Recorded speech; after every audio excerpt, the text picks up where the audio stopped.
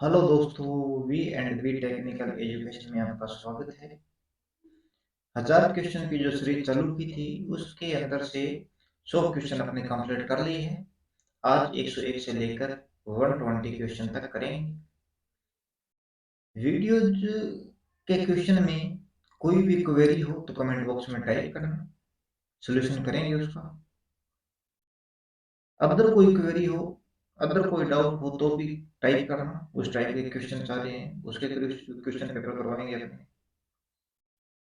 Videos को like कीजिए, share भी कीजिए, अपने फ्रेंड से सब्सक्राइब करवाइए, उनके पास भी शेयर कीजिए।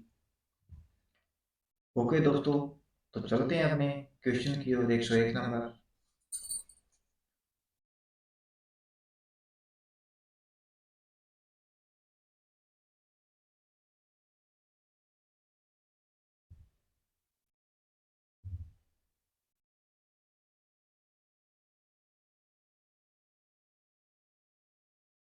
तो क्वेश्चन नंबर है अपने पास 101 नंबर। दिए कथनों में ए मान्य नहीं है। ए माने नहीं है। अपने पहले स्टेटमेंट देखते हैं। ट्यून्ड कलेक्टर ओसिलेटर में फ्रीक्वेंसी ज्ञात करने का क्या फॉर्मूला है? 1/2 पाई है। हार्टले दोलित्र में फ्रीक्वेंसी का फॉर्मूला 1/2 पाई √L1 + L2 C1 है। कोलपिट ओसिलेटर में फ्रीक्वेंसी का फॉर्मूला 1/2 पाई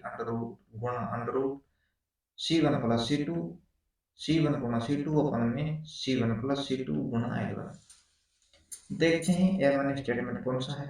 ए वन स्टेटमेंट नहीं है। तो अपने पास जो ट्यून्ड कलेक्टर रहता है, ट्यून्ड अपने पास एक तो कलेक्टर रहता है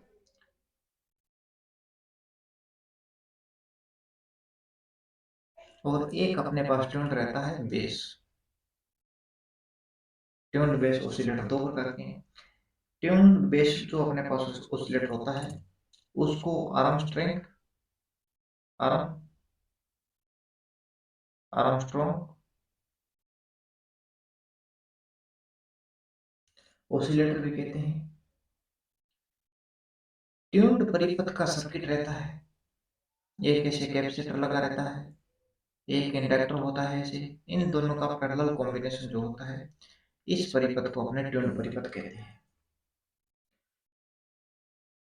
इस परिपथ को ट्यून्ड परिपथ कहते हैं और इसकी फ्रीक्वेंसी ज्ञात करने के लिए अपने पास फॉर्मूला रहता है 1/2 पाई √L और C। तो पहला जो अपने पास स्टेटमेंट है ये बिल्कुल सही है, राइट। सेकंड स्टेटमेंट को देखते हैं। आप स्क्रीनशॉट लेते रहना जैसा भी आपको बढ़िया लगे। अब चलते हैं सेकंड स्टेटमेंट। हार्टले ऑसिलेटर में फ्रीक्वेंसी फॉर्मूला क्या रहता है? अपने पास हार्टले जो ऑसिलेटर होता है, ये हार्टले हो गया, tune collector, tune base collector, Colpitts oscillator, crystal oscillator, RC oscillator, ये सब साइनोसाइडल या जिया ऑसिलेटर होते हैं अपने पास। ओके। तो हार्टले ऑसिलेटर के अंदर क्या होता है, ये रेडियो परिपथ के अंदर काम में लिया जाता है, टीवी रिसीवर के अंदर। इसके अंदर जो ट्यून रहता है परिपथ, ये ऐसा ट्यून,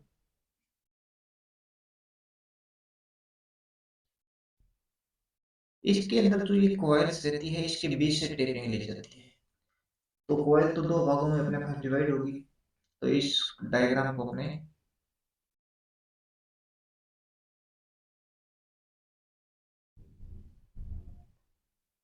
इस तरह से भी ड्रॉ कर सकते हैं। तो अपने पास L1 प्लस L2 आ गया, दो कॉइल्स है और ये C1 कैपेसिटर की वैल्यू है।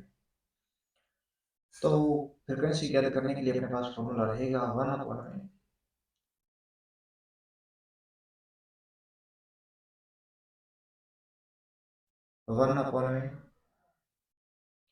पाई √L1 + L2 और C1। तो अपने पास ये सेकंड स्टेटमेंट भी सही है। कोलपिट ओसिलेटर की बात करते हैं। तो कुलपिट के अंदर क्या रहता है, इसके अंदर जो कैपेसिटर को तो बी से टेकिंग नहीं ले सकते, तो इसके अंदर ट्यून्ड परिपथ के अंदर से दो कैपेसिटर लेते हैं और एक अपने पास रहता है इंडक्टर। इसकी फ्रीक्वेंसी ज्ञात करने के लिए 1/2 पाई अंडर रूट C1 गुणा C2/C1 + C2 गुणा L1। बताओ ये फॉर्मूला सही है क्या? तो ये तीसरा स्टेटमेंट भी अपने पास बिल्कुल सही है।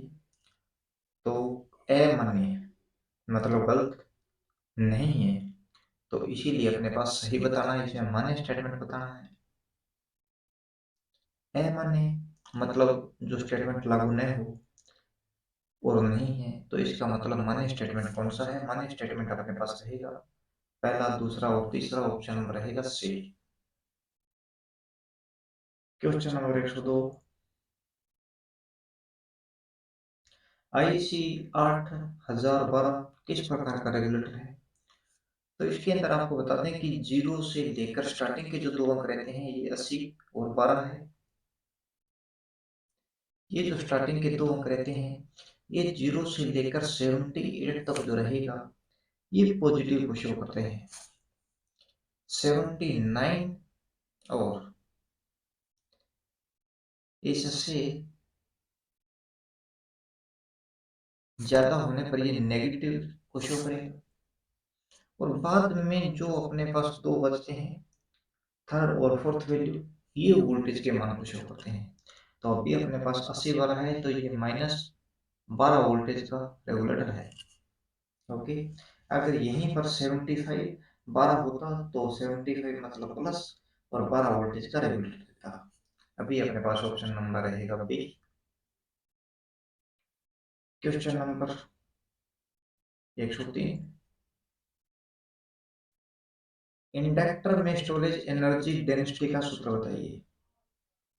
स्टोरेज एनर्जी का नहीं पूछा है, स्टोरेज एनर्जी डेंसिटी घनत्व बताना है, संग्रहित ऊर्जा घनत्व।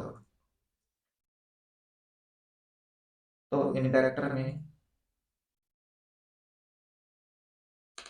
स्टोरेज एनर्जी,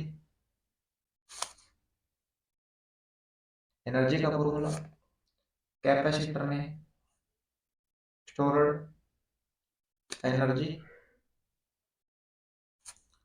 इंडक्टर में स्टोर्ड एनर्जी डेंसिटी का फॉर्मूला, कैपेसिटर में स्टोरेज एनर्जी डेंसिटी का फॉर्मूला। तो इंडक्टर के अंदर स्टोरेज एनर्जी का फॉर्मूला रहेगा 1/2 L I²। इंडक्टेंस और धारा का वर्ग।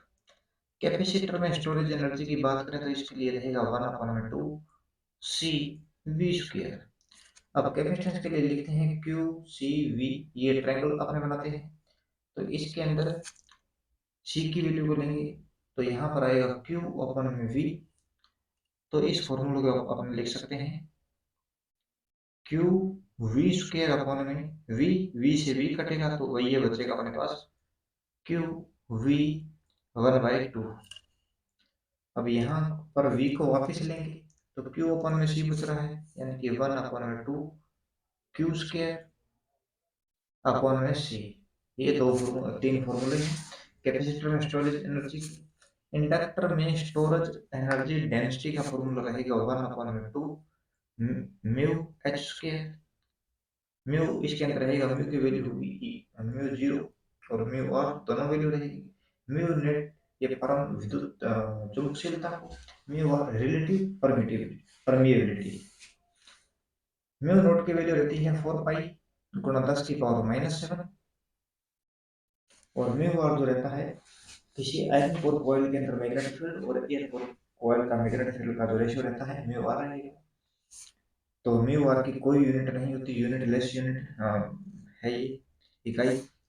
कैपेसिटर में स्टोरेज एनर्जी डेंसिटी के लिए रहेगा 1/2 म्यू H²। कैपेसिटर में स्टोरेज एनर्जी डेंसिटी का रहेगा 1/2 विद्युतशीलता EM/s। अब ई जो वैल्यू है ये रहेगी E0 ER। ई नोट की वैल्यू रहेगी 8.854 गुणा 10 की पावर -12 फेरेड पर मीटर, और ये रहेगी हेनरी पर मीटर। ओके, तो फॉर्मूले सारे क्लियर हो गए होंगे। क्वेश्चन पर चलते हैं। 104 के अंदर मिलान कीजिए डीसी जनरेटर के बारे में। नो लोड कर्व क्या होता है? नो लोड की बात करें तो नो लोड जो रहता है बैक ईएमएफ और फील्ड करंट के मध्य होता है। मैग्नेटाइजेशन करंट इसी को कहते हैं, magnetization current curve. Internal curve रहता है आर्मेचर धारा और बैक ईएमएफ के मध्य होता है। एक्सटर्नल जो कर्व रहता है, एक्सटर्नल कर्व रहता है टर्मिनल वोल्टेज और लोड करंट के मध्य। लोड सिचुएशन रहता है टर्मिनल वोल्टेज और फील्ड करंट के मध्य। तो पहले का ऑप्शन रहेगा बैक ईएमएफ और field current, option number C. Magnetization का विषय रहेगा इंटरनल का बैक ईएमएफ और आर्मेचर धारा, एक्सटर्नल का टर्मिनल वोल्टेज लोड करंट और load situation terminal voltage field current. तो सी कितने ऑप्शन में है? बी है। तो बी ऑप्शन अपना हो जाएगा राइट। और तीसरे का हो रहा है ए, 4 नंबर का डी और 5 नंबर का बी। नो लोड जो करेक्टरिस्टिक्स रहती है ये फील्ड करंट और बैक ईएमएफ के मध्य। मैग्नेटाइजेशन भी फील्ड करंट और बैक ईएमएफ के मध्य। इंटरनल जो कर्व रहता है इंटरनल कर्व होगा बैक ईएमएफ और आर्मेचर धारा के मध्य। एक्सटर्नल टर्मिनल वोल्टेज और फील्ड करंट लोड करंट के मध्य, और लोड सिचुएशन टर्मिनल वोल्टेज और फील्ड करंट के मध्य। क्वेश्चन नंबर 105, पॉइंट चार्ज की यूनिट क्या है भाई बताओ? पॉइंट चार्ज की यूनिट तो सबसे पहले रहता है लाइन चार्ज। लाइन चार्ज की यूनिट क्या हुई? उसके बाद में सरफेस चार्ज, सरफेस चार्ज, और सरफेस चार्ज के बाद में रहता है वॉल्यूम चार्ज। इन सब की यूनिट लिखेंगे।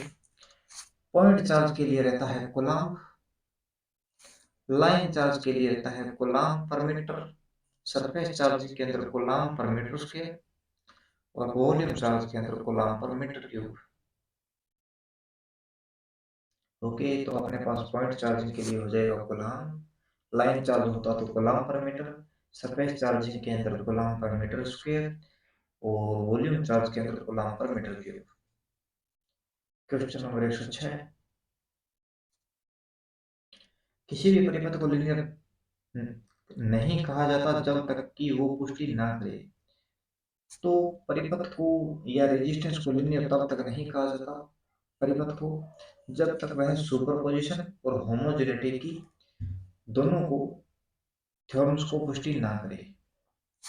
तो सुपरपोजिशन थ्योरम के अंदर क्या होता है कि अपने पास एक परिपथ है जिसके अंदर कई एनर्जी सोर्सेज लगे हुए हैं, कई रेजिस्टेंस एलिमेंट है अपने पास। तो इसका सोल्यूशन करते टाइम एक समय में केवल एक ही एनर्जी सोर्स को यूज में लिया जाता है। वोल्टेज सोर्स है तो उसको शॉर्ट करेंगे, करंट सोर्स है तो उसको ओपन करेंगे। इसी प्रकार हर एक एनर्जी एलिमेंट को लेंगे और बाकियों को ओपन और शॉर्ट करते रहेंगे। करेंगे इसके क्वेश्चन भी आगे आएंगे सुपरपोजिशन थ्योरम के। इस क्वेश्चन का आंसर हो जाएगा हमारे पास डी।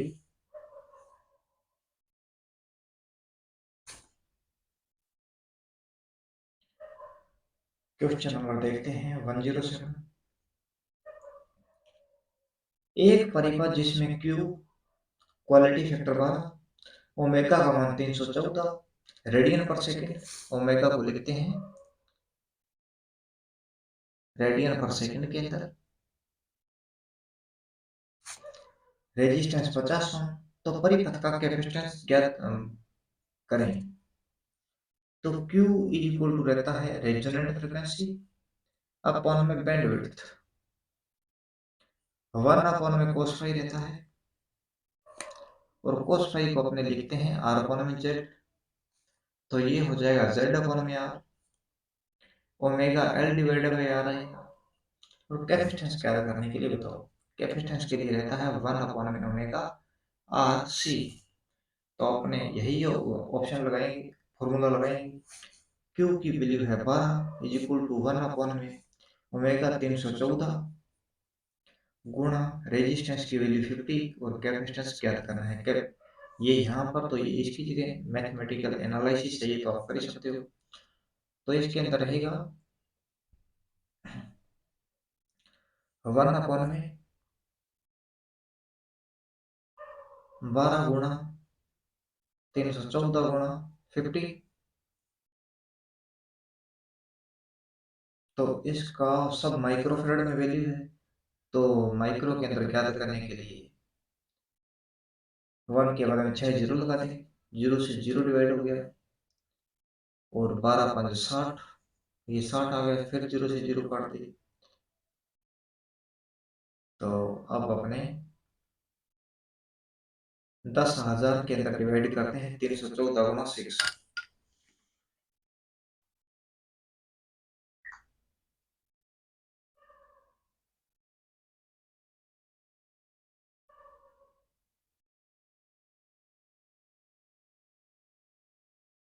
5.30 माइक्रोफेराड।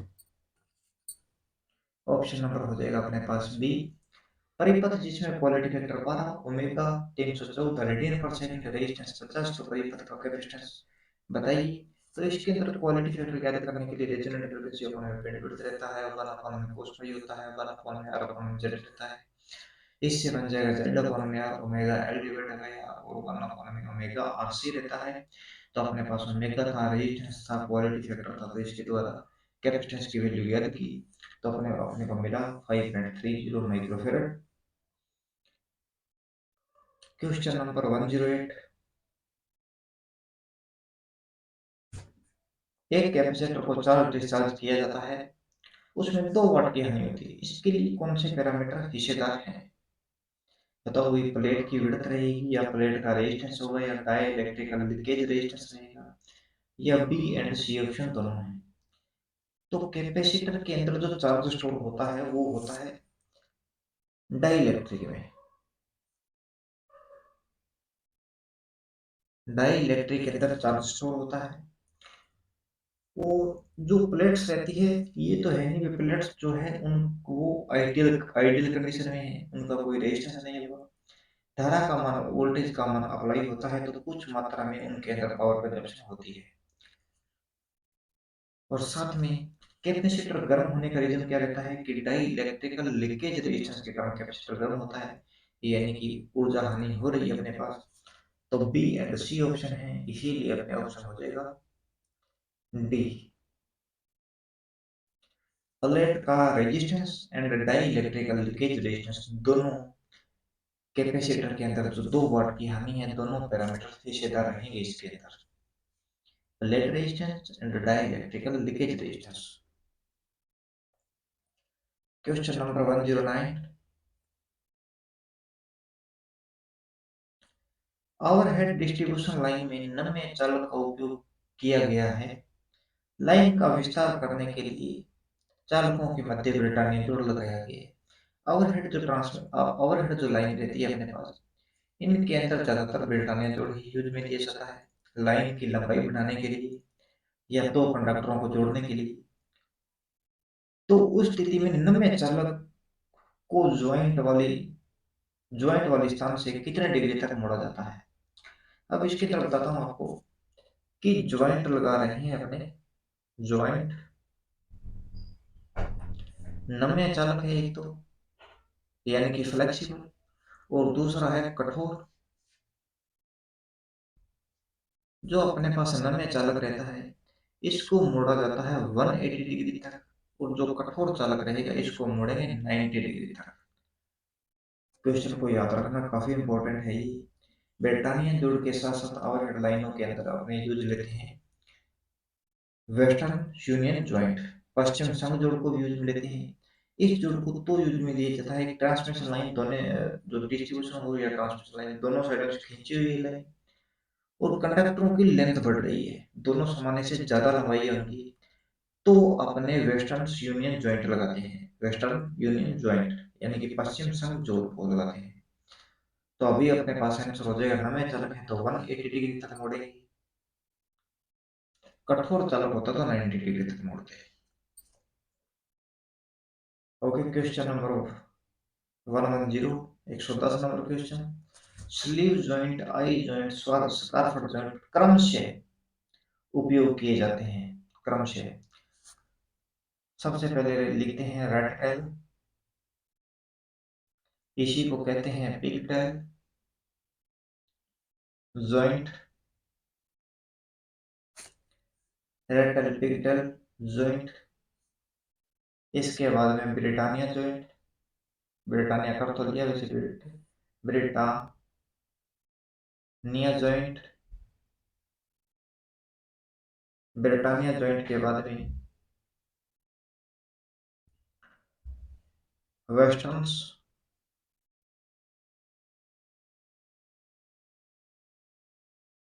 यूनियन जॉइंट,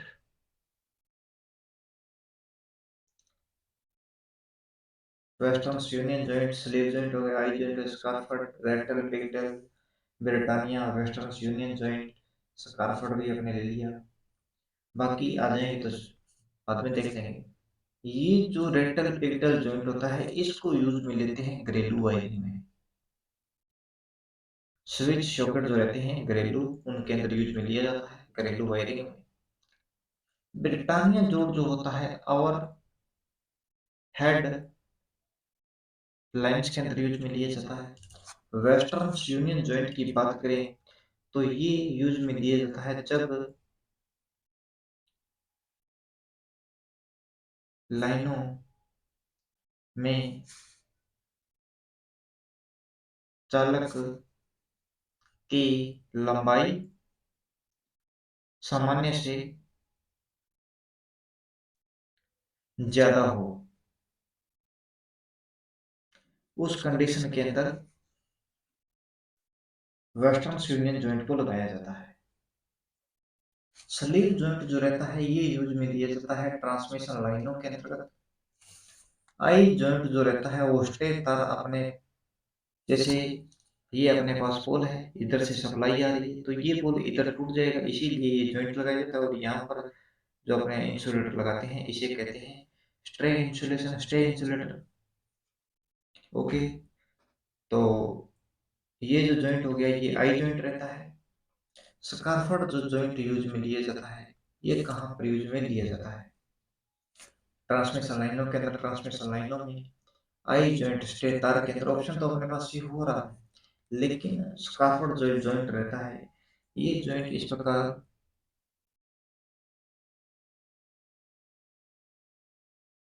ये कंडक्टर है, दूसरा कंडक्टर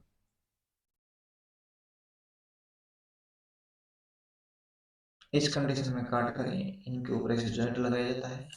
तो ये जो जॉइंट रहता है इसको अर्थिंग के अंतर्गत यूज में लेते हैं। ऑप्शन नंबर हो जाएगा अपने पास सी।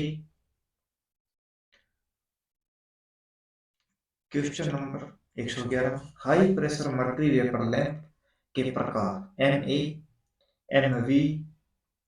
लैंप में मर्करी एटमॉस्फेयर के प्रेशर के किस दबाव पर भरी जाती है, किस दाब पर भरी जाती है? High pressure mercury vapour lamp की बात कर रहे हैं। हाई प्रेशर मर्करी वेपर की एफिशिएंसी रहती है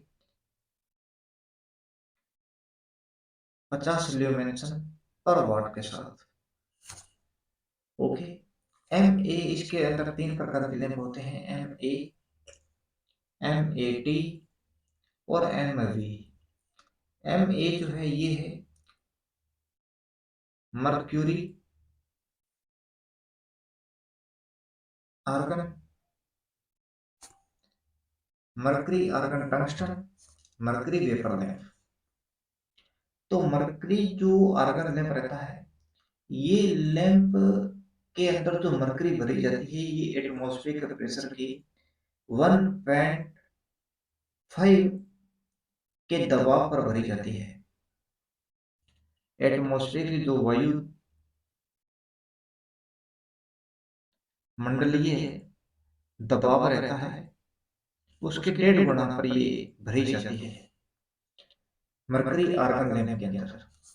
ये लैंप स्टार्टिंग होने में 5 से 7 मिनट का समय लेता है, और एक बार स्टार्ट हो गया और आपने इसकी पावर को बंद कर दिया, इसको वापस स्टार्ट होने में भी 5 से 7 मिनट का समय लगेगा। ओके, इसकी एफिशिएंसी रहती है 45 ल्यूमेंस पर वाट की पावर के साथ। ओके, ये सब पैरामीटर्स हैं मरकरी आर्गन लैंप के। मरकरी आर्गन टंगस्टन रहता है, मरकरी आर्गन टंगस्टन, इसके अंदर अगर स्टार्टर अपने पास नहीं है, चौक भी नहीं है, तो भी ये लैंप स्टार्ट हो सकता है मरकरी आर्गन टंगस्टन, क्योंकि इसके अंदर मरकरी को जो ठोस अवस्था में रहती है उसको गैसीय अवस्था में लाने के लिए टंगस्टन के फिलामेंट्स रहते हैं, जिसके कारण ये बिना संधारित्र, बिना स्टार्टर के ऑपरेट हो सकता है मरकरी आर्गन टंगस्टन लैंप। और मरकरी जो वेपर लैंप रहता है, इसके अंदर वायुमंडलीय जो प्रेशर रहता है, इसके 5 से 10 गुना दबाव के ऊपर मरकरी को भरा जाता है। 3 पिन बायनट कैप रहती है, क्योंकि इसके अंदर एक एक्सिलरी इलेक्ट्रोड रखा जाता है स्टार्टिंग कंडीशन में, और हाई रेजिस्टेंस के साथ कनेक्टेड रहता है। जैसे ही मरकरी ये हीट के कारण मरकरी वाष्प में बदलेगी और दो इलेक्ट्रॉनों के मध्य दोलन के कारण प्रकाश दोलन होगा, इलेक्ट्रॉन अत्यधिक तेजी से रन करेंगे वाष्प के कारण, और वाष्प के कारण आपस में टकराने के कारण प्रकाश पैदा होता है। तो स्टार्टिंग कंडीशन के अंदर हाई रेजिस्टिविटी एक्सिलरी इलेक्ट्रोड के द्वारा सप्लाई मिलती है, जिसके कारण हीट पैदा होती है।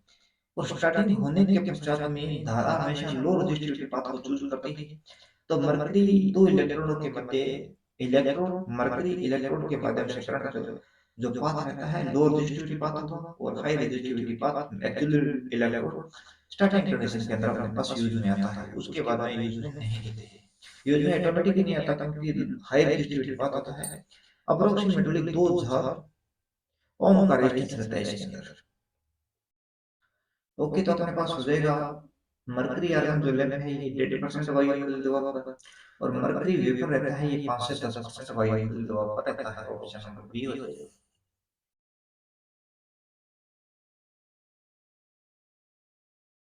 Question number 112, mercury argon tungsten lamp में विशेष प्रकार के स्विच का प्रयोग किया जाता है मरकरी आर्गन टंगस्टन के अंदर। तो इसके अंदर थर्मल स्विच यूज होता है,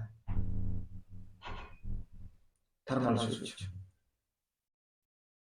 क्वेश्चन नंबर 113, फ्लोरोसेंट लैंप में फ्लिकर प्रभाव क्यों व कैसे इसका निस्तारण कर सकते हैं। फ्लिकर प्रभाव पहले तो बात है होता क्या है। फ्लिकर जो प्रभाव रहता है, फ्लिकर प्रभाव नहीं रहता है जगी ट्यूब बुझ गई, जगी बुझ गई, लेकिन ये कंडीशन अपने को पता नहीं लगती है। ये सीलिंग फैन जैसे उन स्थानों पर सीलिंग फैन का विपरीत कंडीशन में घूमता हुआ दिखाई पड़ता है, जिस प्रकार से ये प्रभाव रहता है स्टोर हो गया सेम प्रभाव रहता है। ये इफेक्ट्स अपने को देखने मिलता है लो फ्रिक्वेंसी के कारण। ऑप्शन नंबर बी एंड सी दोनों सही बात है, लेकिन इस प्रभाव को दूर करने के लिए या तो अपने पास हाई फ्रिक्वेंसी हो, ये प्रभाव होता है लो फ्रिक्वेंसी के कारण, और इस प्रभाव का निस्तारण क्या है, इसका लो फ्रिक्वेंसी के कारण ये प्रभाव हो रहा है, तो हाई फ्रिक्वेंसी अप्लाई करेंगे तो नॉर्मल सी कंडीशन है, ये इफेक्ट देखने को नहीं मिलेगा। साथ में to use parallels fluorescent tube, दो ट्यूबों का समांतर प्रचालन करके भी इस दोष से छुटकारा पा सकते हैं। To use parallel fluorescent tubes,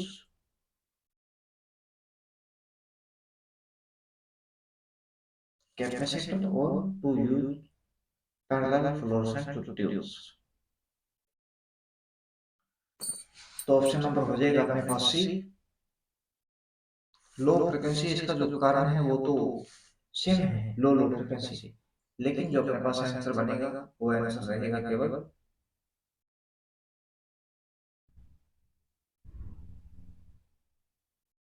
answer रहेगा अपने पास only C option. Question number 114,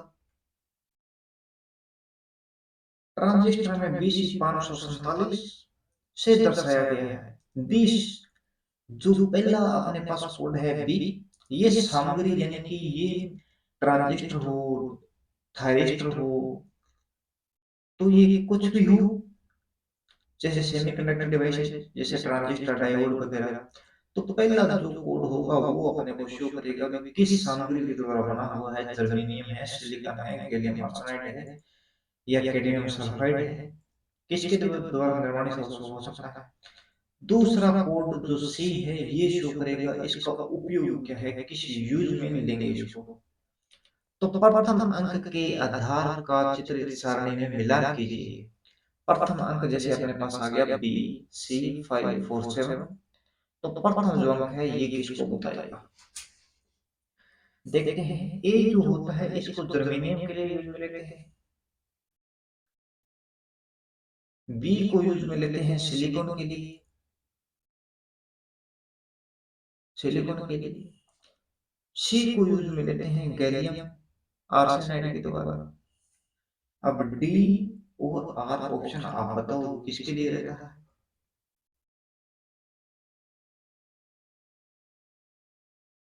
तो सी डी ऑप्शन अपने पास रहता है गैलियम फास्फाइड, और आर ऑप्शन जो रहता है कैडमियम सल्फाइड रहता है। जैसे gallium, A option germanium, B option silicon, C option gallium arsenide, D option gallium phosphide, और डी आर आर ऑप्शन रहता है अपने पास कैडमियम सल्फाइड का। कैडमियम सल्फाइड का ऑप्शन रहता है अपने पास आर के लिए।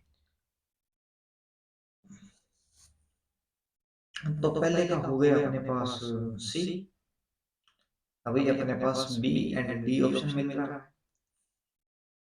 बी शो करेगा सिलिकॉन को, तो बी का रहेगा पहला पहला, बी भी सही है और डी भी सही है।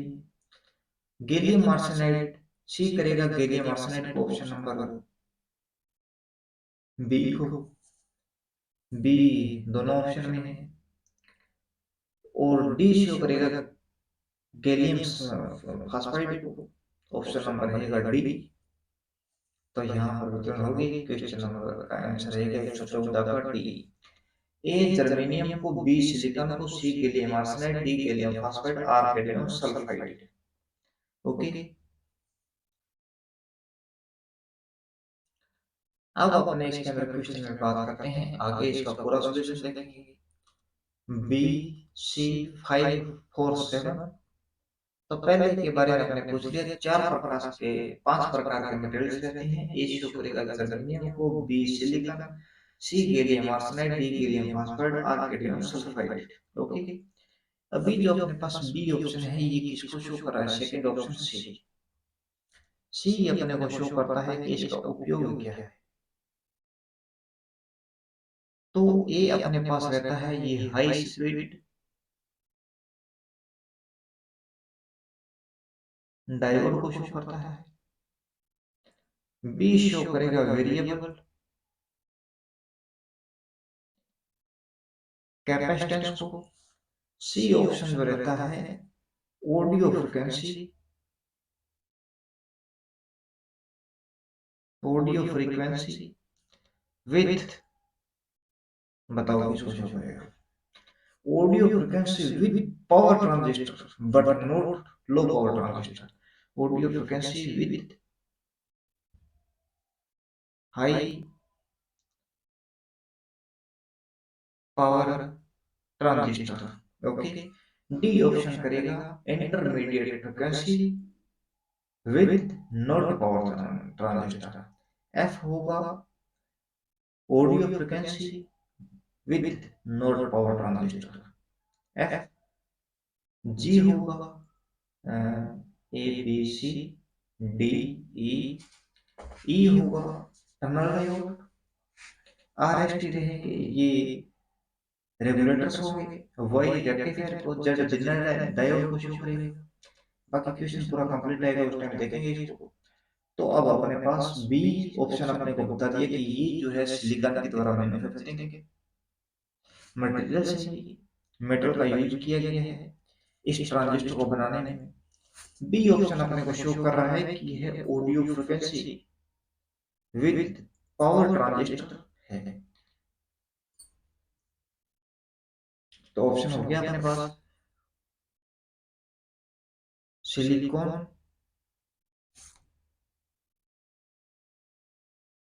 Materials audio frequency with power transistor 547। Okay, तो ये आपने पूरा देख लिया इसके बारे में। A B C D E F पूरे आपको जितने वर्णमाला के कोड रहते हैं उन सभी के आधार पर अपने देखेंगे।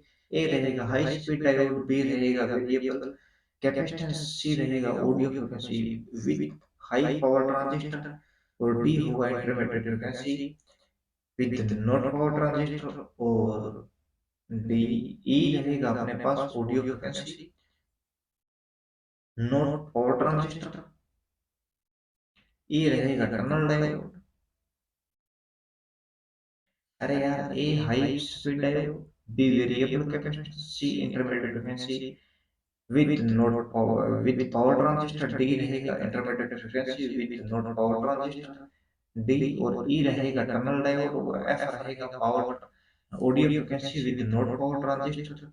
आर एस टी आपको बता दी रेगुलेटर रहेगी। आर एस टी रेगुलेटर हो जाएगी, वही रेक्टिफायर और जेड जनरल डायोड रहेगा।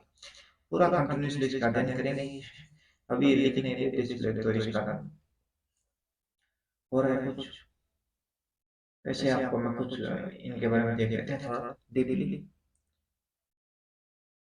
ए मटेरियल जो रहेगा अपने पास, मटेरियल्स की बात कर रहे हैं, मटेरियल, और बी रहेगा, सी होगा, डी होगा, और आर रहेगा। ए अपने को शो करेगा जर्मेनियम के बारे में, बी होगा सिलिकॉन, सी रहेगा गैलियम आर्सेनाइड, डी रहेगा गैलियम फास्फाइड, और आर रहेगा कैडमियम सल्फाइड। ओके, ए होगा हाई स्पीड डायोड। अब डायोड के अंदर भी अपने पास मॉडल रहता है 1N4007। इसको मैक्सिमम यूज में लेते हैं क्योंकि इसकी जो रिवर्स वॉइस में अधिकतम सहनशील जो वोल्टेज रहती है उसका मान 1000 वोल्टेज तक रहता है, इसीलिए इसको ज्यादातर यूज में लेते हैं। एक एन का मतलब है कि इसके अंदर एक पीएन जंक्शन है, दो एन का मतलब होगा two PN junction, three N का मतलब होगा थ्री पीएन जंक्शन। ओके, अपने को बी अपने पास होगा variable capacitance,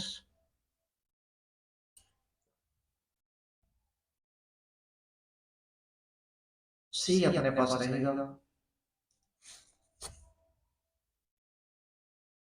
audio frequency with power transistor, D रहेगा intermediate with node power transistor, E रहेगा अपने पास टनल डायोड, एफ रहेगा audio frequency with node power transistor,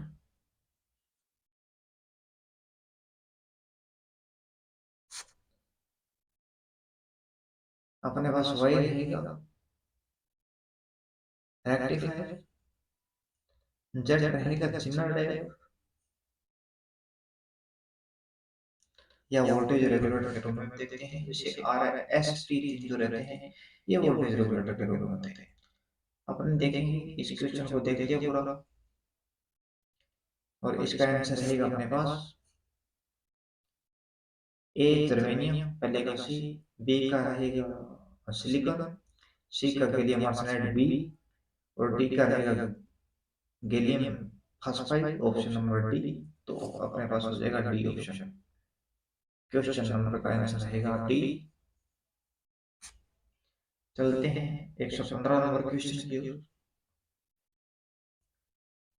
crow war protection unit किसके विरुद्ध सुरक्षा प्रदान करवाती है? तो ये ओवर वोल्टेज के विरुद्ध सुरक्षा प्रदान करवाती है, क्रो वार protection unit.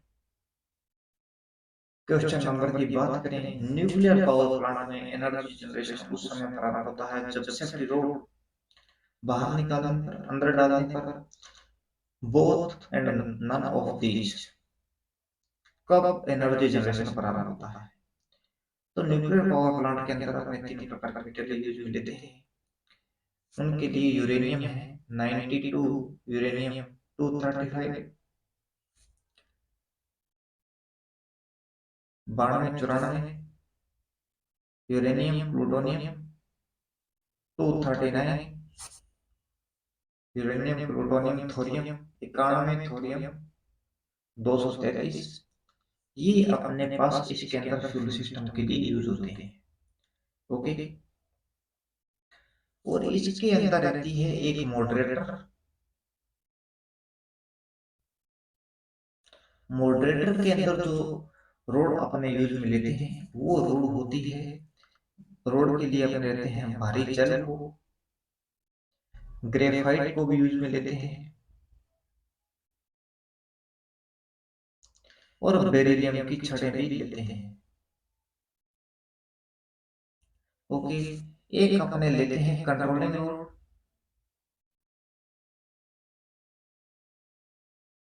Controlling road moderator के अंदर जो रोड अपने रहती है, मॉडरेटर के अंदर ये न्यूट्रॉनों को गति को स्लो डाउन करते हैं, जबकि जो कंट्रोलिंग रोड रहती है ये न्यूट्रॉनों को ऑब्जर्व करती है, अवशोषण करती है।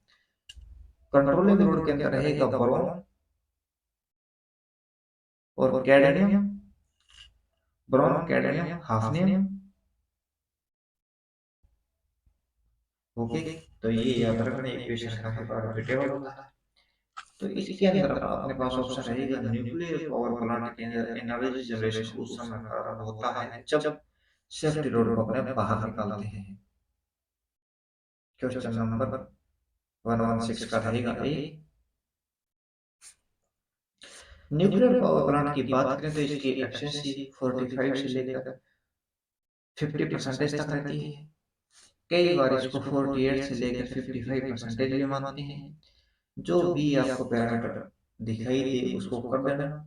वैसे 50% से ज्यादा नहीं होती न्यूक्लियर पावर प्लांट की एफिशिएंसी।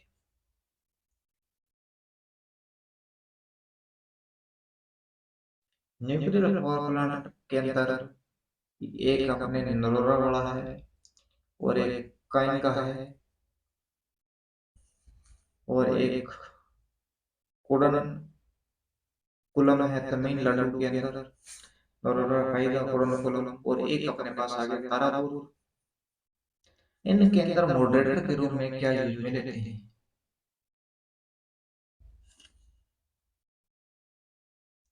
नरोरा के अंदर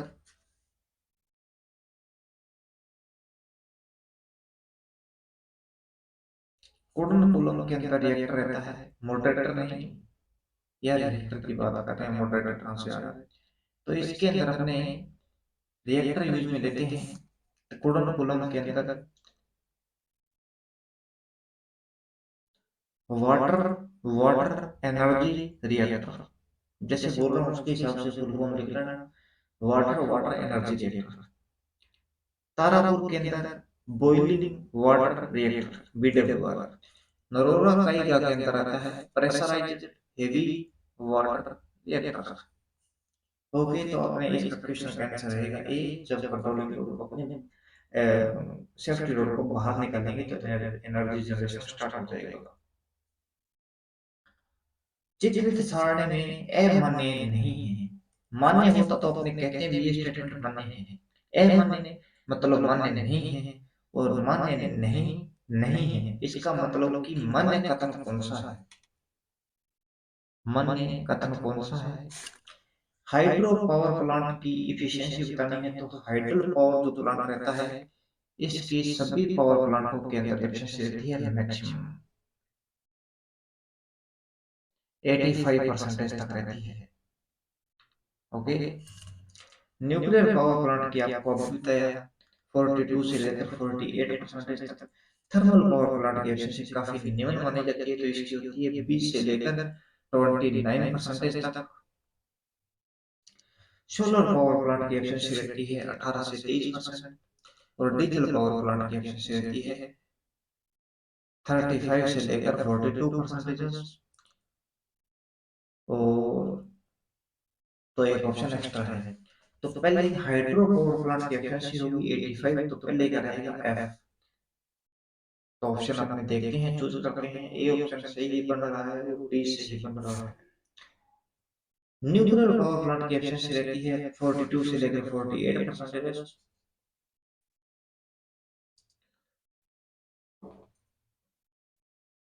42 से लेकर 48%, तो इसका हो गया ई। तो ई से फर्स्ट में भी है और फोर्थ में भी। थर्मल पावर प्लांट की एफिशिएंसी 20 से 29, 20 से 29, बी दोनों में से ही है। सोलर पावर प्लांट की एफिशिएंसी बताओ 18 से 23%, तो ऑप्शन नंबर फोर्थ का रहेगा सी। ये भी दोनों में सही है। F F E B B C C D D. और डीजल पावर प्लांट की एफिशिएंसी बची तो इसकी रहती है 35 से 42%, 35 से लेकर 42%। तो अपने पास ये दोनों स्टेटमेंट जो है सही है। गलती से कोई एक साथ के टाइप हुए दोनों, तो कोई बात नहीं, दो दो आंसर मिल रहे हैं अपने को। तो पता लग गया कि थर्मल के अंदर रहती है 20 से 29, न्यूक्लियर की 42 से 48, सोलर की 18 से 23, और डीजल की रहती है 35 से लेकर 42%। क्वेश्चन नंबर की ओर चलते हैं। 118, रेलवे लोकोमोटिव में ट्रैक्शन के लिए किस प्रकार की मोटर का उपयोग किया जाता है? तो रेलवे के अंदर ट्रैक्शन सिस्टम के लिए आपको पता है कि डीसी सीरीज मोटर को यूज में लेते हैं। क्यों यूज में लेते हैं डीसी सीरीज मोटर? तो आपको बता दिया कि इसका हाईएस्ट स्टार्टिंग टॉर्क रहता है, मैक्सिमम स्टार्टिंग टॉर्क रहता है। क्यों? क्योंकि आपको प्रैक्टिस के माध्यम से समझाता हूँ। ये टॉर्क है, ये अपने पास आर्मेचर चलता रहा है। यहाँ पर स्टार्टिंग में लीनियर रहता है, यहाँ पर मैग्नेटिक,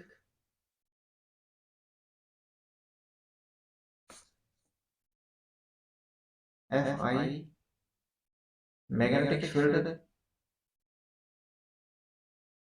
सैचुरेशन हो जाता है, और इसके बाद में टॉर्क और आर्मेचर धारा के मध्य एक लीनियर लाइन चलती है, टॉर्क और आर्मेचर धारा की।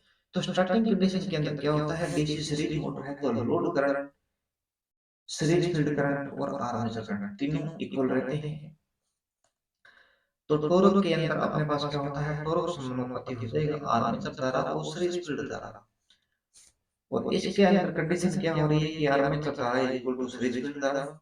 तो टॉर्क समानुपाती अपने मानेंगे आर्मेचर धारा का वर्ग। तो यहाँ पर टॉर्क समानुपाती हो जाएगा आर्मेचर धारा का वर्ग, और यहाँ पर लीनियर है उस टाइम हो जाएगा टॉर्क समानुपाती आर्मेचर धारा का। ओके, तो इसीलिए हाईएस्ट स्टार्टिंग टॉर्क रहता है डीसी सीरीज मोटर के अंदर। और क्रमशः जब लोकोमोटिव ढलान में जाता है नीचे की ओर, तो अपने पता है नॉर्मल सी बात, जो अपने पास मोटर रहती है, लोकोमोटिव होता है, उसकी सप्लाई सिस्टम को बंद कर दिया जाता है। उस तो आर्मेचर धारा का मान ज्ञात कीजिए। जब ये ढलान के अंदर जा रहा है तो इसके अंदर आर्मेचर धारा की वैल्यू क्या होगी? क्या वोल्टेज माइनस वे किया हूँ और मैंने R9 नहीं है, ये RA है, आर्मेचर रेजिस्टेंस।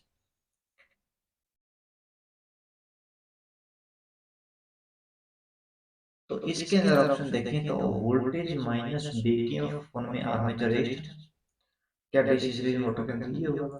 तो बी नंबर ऑप्शन तो अपने पास गलत हो रहा है, क्योंकि डीसी शंट मोटर दिखा रखा है यहाँ पे। या तो ए होगा, या होगा सी, या होगा डी, नन ऑफ दीज, इनमें से कोई नहीं।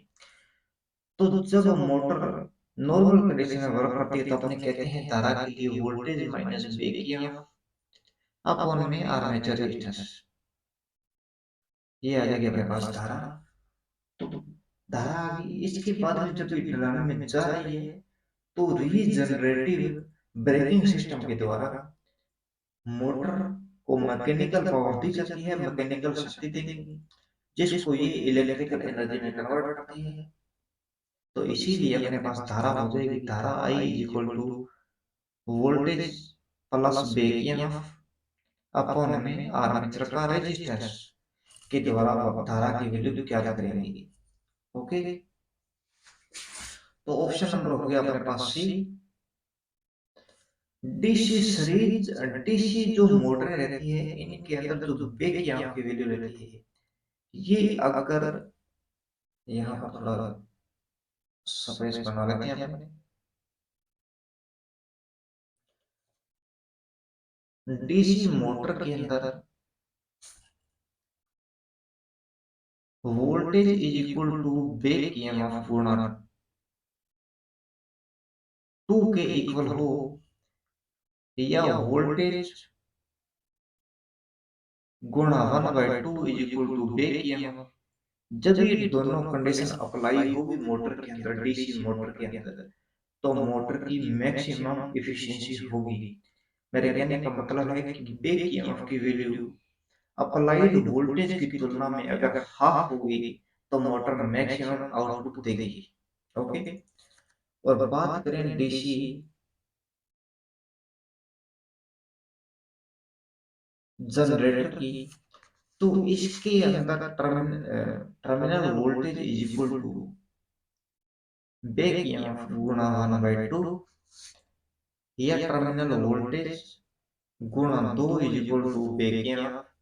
तो ये दोनों कंडीशन बता रही है कि डीसी जनरेटर के अंदर, चाहे सीरीज हो, शंट हो, कंपाउंड हो, डिफरेंशियल कंपाउंड हो, कम्युलेटिव कंपाउंड हो, लेवल हो, इन सभी के अंदर बैक ईएमएफ की वैल्यू टर्मिनल वोल्टेज की तुलना में अगर डबल होगी तो जनरेटर मैक्सिमम आउटपुट देगा। दोनों के अंदर याद रखो, ये मोटर के अंदर टर्मिनल वोल्टेज की तुलना में हाफ हो बैक ईएमएफ की वैल्यू, और डीसी जनरेटर की तुलना में बैक ईएमएफ की वैल्यू टर्मिनल वोल्टेज की तुलना में डबल हो। ये आपसे इक्वेशन के रूप में पूछ सकता है, तो ये याद कर लेना भाई। इसका बताना यही है कि मोटर के अंदर बैक ईएमएफ हाफ और जनरेटर के अंदर डबल हो तो मोटर मैक्सिमम, तो मोटर और जनरेटर मैक्सिमम आउटपुट देखने को मिलेगा। अभी अपने पास आंसर हो जाएगा 118 का 80। क्वेश्चन नंबर 119, प्रतिरोध को लेटरल भाषा में होने पर मान ज्ञात किया जाता है, तो के 2m75 वाट, इसका क्या मतलब है? तो स्टार्टिंग में इस अपने पार्ट को देखेंगे तो इसका मतलब है 2.7, m का मतलब है मेगा, के का मतलब होगा किलो, जी का मतलब होगा गीगा। ओके, मेगा का मतलब 10⁶, किलो का मतलब 10⁻³ और गीगा का मतलब 10⁹ ओके, तो इसका मतलब है 2.7 mega ohm plus minus, tolerance दिखा रहा है के जो अपने पास है, ये टॉलरेंस दिखा रहा है,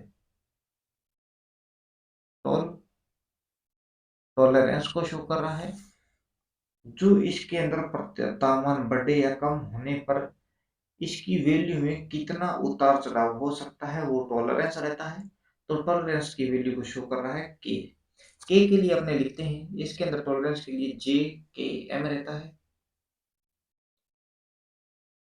जे अपने को शो करता है ±5% टॉलरेंस को, के अपने को शो करता है ±10% को, और एम अपने को शो करता है ±20% टॉलरेंस को। ओके, तो अभी अपने पास हो जाएगा 2.7 मेगा ±10% टॉलरेंस, तो ऑप्शन नंबर हो जाएगा डी। ओके, समझ आ गया आपको? यहाँ पर K2M7 है, तो इसका मतलब है 2.7 एम का मतलब मेगा, के का मतलब किलो, जी का मतलब गीगा, टी का मतलब टेरा, 10 की पावर मेगा, गीगा, टेरा, 10 की पावर 12। ओके, इसी प्रकार मेगा, गीगा, टेरा, पेंटा, एक्सा। ओके, तो अब इसके पास में 2.7 मेगा ओम हो गया अपने पास। जे की टॉलरेंस रहेगी, स्टार्टिंग जो अपने पास वर्ड है ये टॉलरेंस को शो करेगा। जे की टॉलरेंस रहेगी प्लस माइनस 5%, के की टॉलरेंस प्लस माइनस 10%, एम की टॉलरेंस प्लस माइनस 20%। तो अब अपने पास हो जाएगा प्लस माइनस 10% टॉलरेंस के साथ ये रेजिस्टेंस अपने को मिल रहा है। ले लो। ओके दोस्तों, क्वेश्चन नंबर तक चलते हैं 120। इंटर स्टार कनेक्शन में ट्रांसफार्मर को अर्थिंग न करने पर सेकेंडरी वाइंडिंग में टर्मिनल में क्या बदलाव किया जाता है। पहले तो स्टार कनेक्टर जो ट्रांसफार्मर रहते हैं कुछ ऐसे स्थानों पर लगे होते हैं जहां पर इनको अर्थिंग नहीं कर सकते हैं। अगर अर्थिंग ना करें तो जो मेन फील्ड वाइंडिंग रहती है स्टार के अंदर, जो प्रत्येक फेज ग्रुप की जो कॉइल रहेगी उसके अंदर टर्नों की संख्या 15.5% मोर देन बढ़ाते हैं। तो आज अपने 20 क्वेश्चन सोल्यूशन कर दिए हैं। ओके दोस्तों, क्वेरी हो कि क्वेश्चन के अंदर कोई डाउट हो तो कमेंट बॉक्स में टाइप करना, और वीडियोस को लाइक कीजिए, शेयर कीजिए, सब्सक्राइब कीजिए यूट्यूब चैनल को, और अपने फ्रेंड्स के पास शेयर कीजिए। तो चलते हैं अपने अगले दिन के लेक्चर में। कल मिलेगा आपको लेक्चर। ओके दोस्तों, टेक केयर, बाय।